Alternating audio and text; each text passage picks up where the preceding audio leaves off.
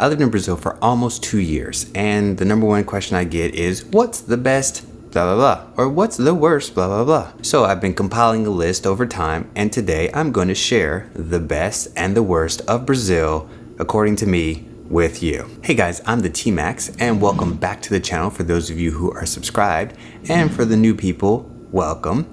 I make videos about travel, culture shock, cultural immersion, and learning foreign languages.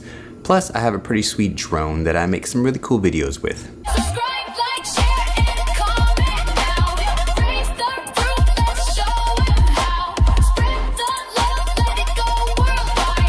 My favorite place, Lençóis Maranhenses.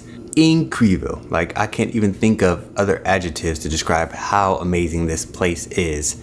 I was there for 1 week. I made a long drone video about it. I made a long vlog about it. I made several little shorts about it. I loved it. And every time I open up my WhatsApp and I see somebody's status, or on Instagram, I see my friends, they're like, yeah, Lençóis. It's amazing.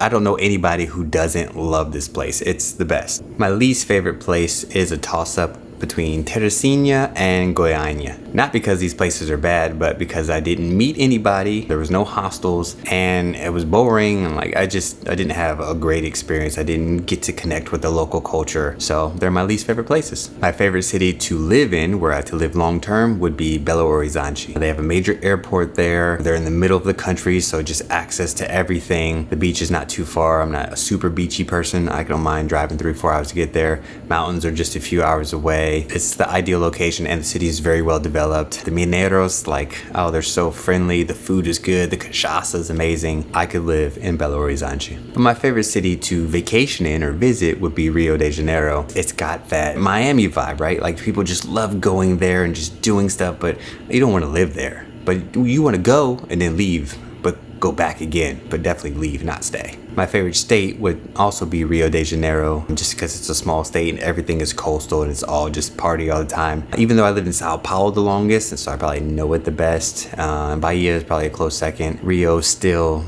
etches out number one, best state. Favorite low tide natural pools. Okay, I know this is very specific, but I hadn't even seen or heard of this until I went to Fernando de Noronha, and it was like, what? When the tide goes out, then there's new pools, new places to swim in the water that was already covered with water, but now it's a pool, and you can see the sea life, and it was just beautiful. You'll see it if you check out the vlog. My buddy had a GoPro, so we're just filming underwater. Amazing. I enjoyed that. So the most unique waterfall that I had seen was the Cachoeira Andorinha in Ouro Preto in Minas Gerais, because it's inside a cave, like an indoor waterfall. Awesome. Definitely. I vlogged a lot there too. Who puts a waterfall inside? But my favorite waterfall overall is Foz de Iguaçu, because, oh my gosh, it's just impressive, huge. And then I heard they even open at nighttime now, so you can watch the sunset there. That's gotta be amazing. So my favorite hike was Fumacinha in the south of Chapada Diamantina.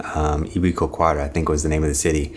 I went, just me and the guide, day after it rained. Everything is flooded. We spent half the time swimming, half the time hiking, and you get to the end, the iconic photo spot. It looks nothing like everybody else's photos because everything is flooded, but it was just such a difficult hike, and I just felt so accomplished making it there and back without getting my drone wet and not dying. But the best views at the end of a hike would be in Pedra Gávea in Rio de Janeiro. I mean, you can see the whole city. It's the largest seaside monolith in the world, so just the biggest rock basically by the ocean, and the views are incredible. I made a whole drone video just about the rock. Normally I do a drone video about the city. That rock has its own video, and it's 30 something minutes long because the views were insane. My favorite beach for swimming was Lopes Mendes Beach in Ilha Grande in Rio de Janeiro. This beach is 5 kilometers long, pure white sand. You don't spend too much time on the sand because it's super hot, but when you get into the water, it's like a 10-20 meter shelf of just 2-3 meters of water, no drop off. And there's fish everywhere, so you can do snorkeling, but it's all sandy at the bottom. I don't know, it just looks like a really big swimming pool. So just really nice place to swim. You can do laps, beautiful place. But my favorite beach to visit on a daily basis would be Arpoador in Rio de Janeiro, because there's an outdoor workout park. That's awesome. Working out outdoors is something I love, and the city of Rio is all over that. There's a pull-up station every 12 seconds, but Ipanema has this special workout place that's got like stone equipment and you can, lift boulders like the cavemen or whatever. But it's the view of the waters there. You have Arpoda Rock. Just an amazing place. I could visit that beach every day. And then there's food all along the rest of the boardwalk. And then if you walk like 15 minutes another direction, you're on Copacabana. Ipanema is the best beach. So my most unforgettable water activity was Cachoeira Buracão in Chapada Diamantina. It's this huge, massive waterfall, and we went the day after rain, so it's just really full. And then there's like caves that follow the river or whatever, but you can swim up the river or you can hike along the walls of the cave. It's like super cool, and there's just mist everywhere from the waterfall. Epic, beautiful. And I lost my GoPro there, so I'm never gonna forget up here, but obviously I can't show you. So the most fun water activity that I did was in Bonito, floating along the river. And basically you're just, you're in your wetsuit and you have the snorkel on and you don't paddle or anything. You just lay there and the current takes you and you just see fish. It was amazing, beautiful. And you can even see like underwater volcanoes or geysers or whatever. It was just an incredible experience. So my favorite sunrise that I caught on film was in Arraial do Cabo. And basically the sunrise is coming up over the boat marina. So there's like a mountain here, the sun's rising behind it, and the boat, just like 1,000 boats or 100 boats in the marina, and just the lights hitting it. So it's this beautiful pink. And then oh man, you check out the video. Epic. And my favorite sunset that I caught on film was in Teresina, Piauí, the Poti River.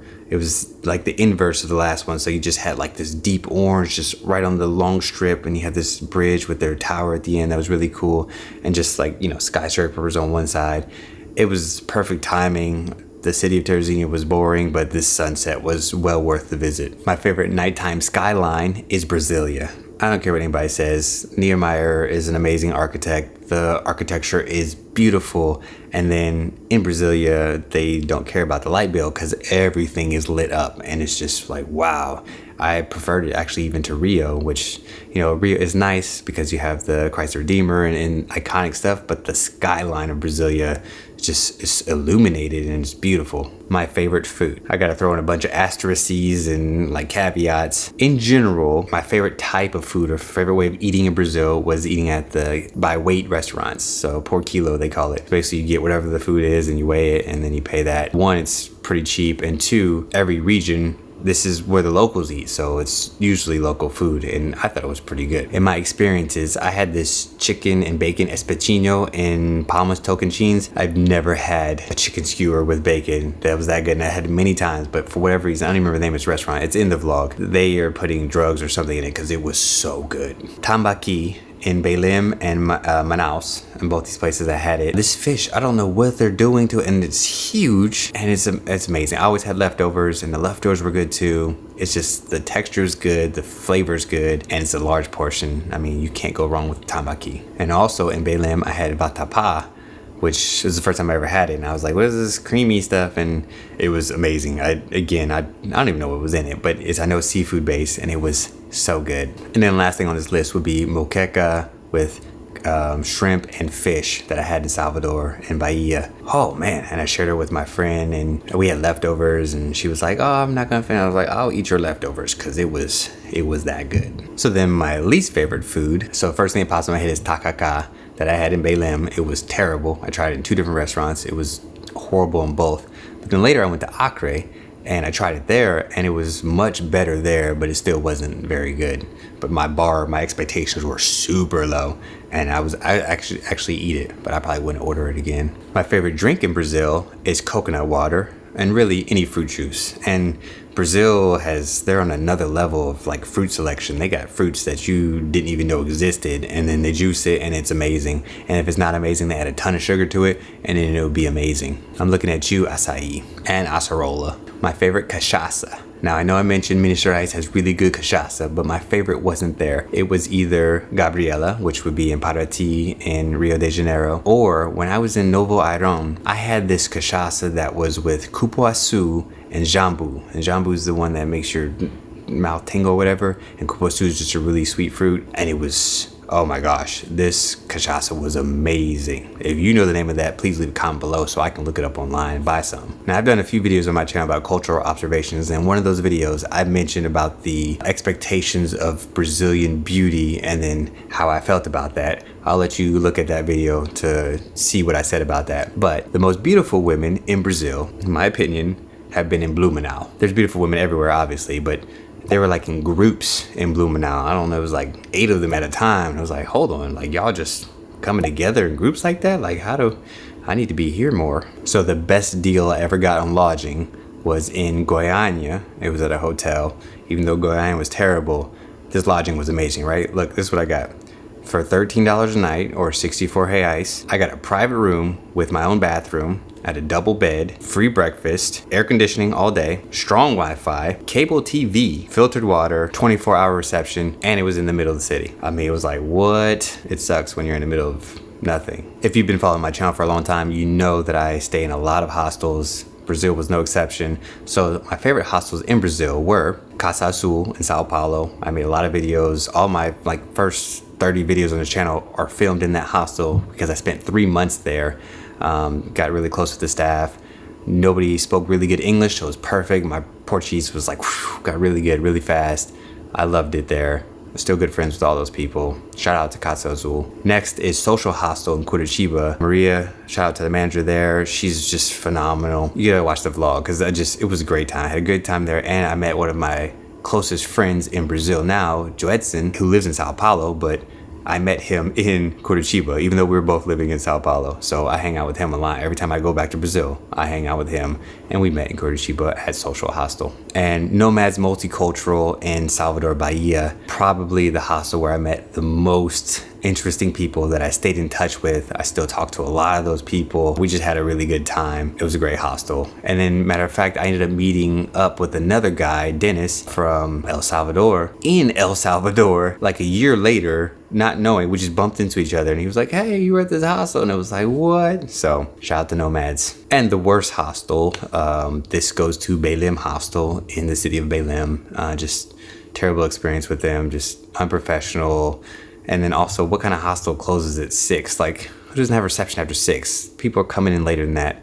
So then I was like, oh man, this hostel is terrible. I'll be able to find something better. Nope, all the hostels in Belém suck. That was, I guess, the least sucky at the time that I stayed there the first time. Second time, I just didn't stay and stayed somewhere else. So it was not great, but it was better than, they had better service than Belém Hostel. So shout in, is that the opposite of shout out? Like, don't stay at Belém Hostel. So the best thing that I found in Brazil that doesn't exist outside of Brazil, or it hadn't when I was living there, was that you can take your own food into the movie theater. Like, I made a whole short about it. I went to all the Marvels and I was just so excited. The people I went with, they're just buying candy at the grocery store and we just walk in like in our hands. One guy had like a pizza box and McDonald's. You can just go in the movie theater with food from outside and it's okay. Oh my gosh. In the US, we're paying like $39 for a bucket of popcorn. So the best thing that does not exist in Brazil, but I had seen in a few places before going to Brazil, was prejudice toward drones. Brazilians don't care mostly about drones, but then there's some places like João Pessoa, I remember there's like 10 people there that have their own little drones and they're selling you photos or whatever. Brazil's the only place I've been to where people on the street are flying drones to make money and everybody's cool with it. And I was like, this is awesome. These are my people. And since then, I have been to other places. I was recently in Canada and Canada was really cool about the drones as well. Even in the US in the last few months, I haven't had any issues with it. So maybe it could be timing too. You know, I've been flying for almost 10 years now. And at the beginning, people just, especially Americans and Brits, just hate drones or drone people or whatever. And now it's fine. But Brazil was the first place I noticed that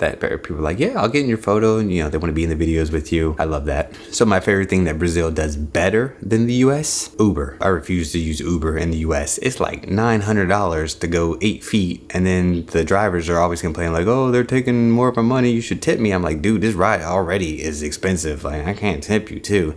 And in Brazil, the Uber drivers are like, you're paying them way less than we make.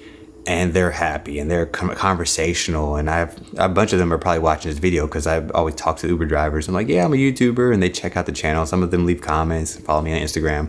So my Uber experiences in Brazil are way better than in the US. One thing that Brazil does worse than the US is that 60% import tax, that Custo Brasil. I've talked about it many times, the Brazil tax. The most expensive iPhone in the world, Brazil is not the wealthiest country in the world, doesn't have the strongest purchasing power. And all the cool stuff, like I like gadgets and tech and all that kind of stuff, and I would never buy any of that in Brazil because there's no way. 60%. If you want to buy a car, I know people that have busted up vehicles in Brazil and they were expensive. And I was like, what the heck? The friendliest strangers in Brazil, in my opinion, is everyone.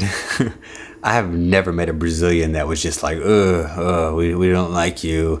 Maybe it's just me. Maybe I look Brazilian when I shave, when I don't look like this. The Brazilians think I'm one of them, so they're just really friendly to me. Even in the South, Porto Alegre, Curitiba, Santa Catarina, all these places, I'd never had issues with Brazilians being unfriendly or cold, except in Cuiabá, Mato Grosso. I don't know what was happening there. Maybe I don't look like them or whatever, but I would say hi to people in the streets there, and my Portuguese was good at this time, and people wouldn't even say hi back. And I was like, where am I? This is weird. So another thing that I do in every city that it's available in is the free walking tour, because the local guides are amazing. And I had this one guide in Fortaleza. The funniest or most interesting fact that I ever learned on any free walking tour, not just Brazil, probably ever, is the way that the people in that area say boo when they don't like something. In the US, if somebody tells a bad joke, we say boo. And in Fortaleza, aqui no Ceará a gente tem a vaia cearense, que não é é yay! And so the best part about solo traveling in Brazil is the hostel culture. There are hostels everywhere, first of all, except a few places that I mentioned. But when you do get to a hostel, there's always somebody there who wants to hang out and be friends, even locals, people who are working there. The Brazilian hostel culture is amazing. And it's not like in Europe where, it tends to be younger crowd. I mean, you have like whole families, you have older people, babies, like dogs, everything goes at a hostel. It feels more like you're staying in somebody's house than a hotel type thing. And I absolutely love that. So the worst thing about solo traveling in Brazil, 3 things. First, the infrastructure is awful in a lot of places. So if you don't have a car or your own transportation, you can't go there, or you gotta pay a really expensive taxi rate or find somebody that it's not easy to get around. If you have friends, you share the costs. Alone, it's just not worth it most times. And 2, along the same lines, lodging. So if you can find a hostel, great, but sometimes hostels are full or whatever. Like when I was in São João, I had to stay in a hotel one time because all the hostels were booked. But if you're traveling with friends, you can get an Airbnb, or if you're a couple, you split the price of lodging. Solo traveler, you gotta eat those costs. And 3rd, some places in Brazil do not have a strong online presence. This means you can't do any research ahead of time to find all the cool stuff. You have to show up. You have to talk to people, you have to get their WhatsApp and have them send you the WhatsApp of somebody who knows the WhatsApp of somebody else who can help you or who can show you something cool. So that's all that I have in my notes for the best, worst, least, most of Brazil. If you have more questions, leave comments below. Let me know what questions you have, what was my favorite, whatever in Brazil, and I'll do my best to answer in the comments. And if you have your best, worst, least, most from Brazil, go ahead and leave those in the comments below too. I'm curious what other people think about this country. Thanks for watching the video. If you enjoyed it, make sure you hit the like button. If you really enjoyed it, share it with a friend and leave a comment. And if you really, really liked it, hit the subscribe button. And I will see you guys in the next video.